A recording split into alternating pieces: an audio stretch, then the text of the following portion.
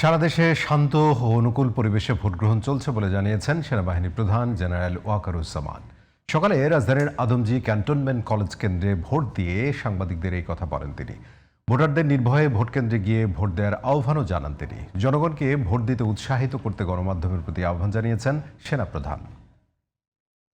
এই দিনটার অপেক্ষায় ছিলাম। একটা সুষ্ঠু নির্বাচন। সকাল থেকেই সারা দেশে অত্যন্ত শান্তিপূর্ণ অবস্থা বিরাজ করছে এবং ভোটের একটা অনুকূল পরিবেশ বিরাজ করছে।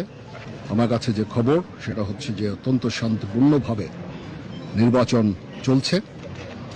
আমি সবাইকে অনুরোধ করব, সম্মানিত ভোটারদের অনুরোধ করব, আপনারা নির্ভয়ে আপনাদের বাসা থেকে বের হয়ে পোলিং স্টেশনে যাবেন এবং আপনাদের ভোট দেবেন।